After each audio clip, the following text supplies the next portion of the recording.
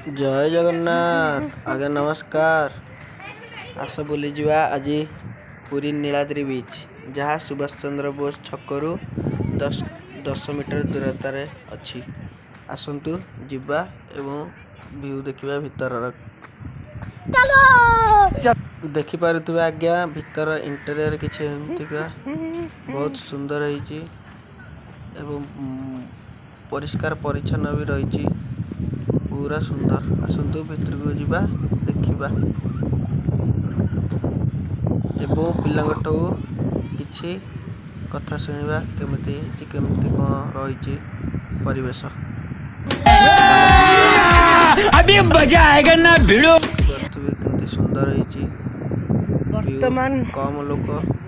जेहेतु आसती ब्लू बीच को जाती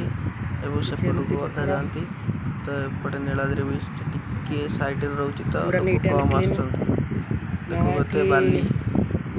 केते सुंदर किछि भी छोट कागज टुकड़ा भी पड़ी परिष्कार परिच्छन्न अच्छी बढ़िया ठंडा पवन कम लोक प्रकृतिर सौंदर्य देखिपे। जय जगन्नाथ आगू जीवा एवं पिलाठू पचारा एवं जानवा केमती कर रही।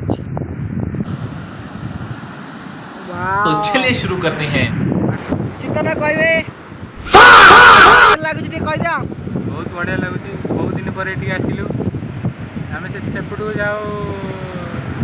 डी बीच को जाए एपटे नीलाद्री बीच गलु बढ़िया लगुच गाधे सुविधा अच्छी किंतु कल फल ना मारिक गाधे जीव मन दुख सफा सुतरा अच्छी ना नहीं राजई बहुत मन दुख है गाधेर बहुत इच्छा थी आपण किसी जय जगन्नाथ के लागुची बहुत भल लगुच जगह दर्शन कलु समुद्र को आसु पैसा पैसा पहला कि पैसा पैसा पहला पैसा हाँ पैसा दिए पहला अरे आस्ते नीलाद्री बीच को पैसा लगुच ना कौन ना ना सब फ्री अच्छे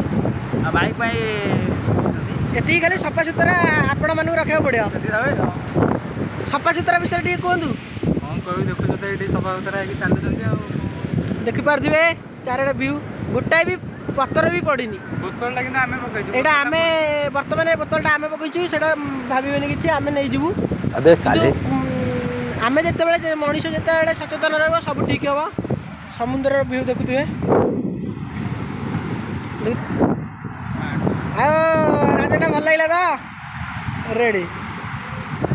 हाँ रखुची जय जगन्नाथ।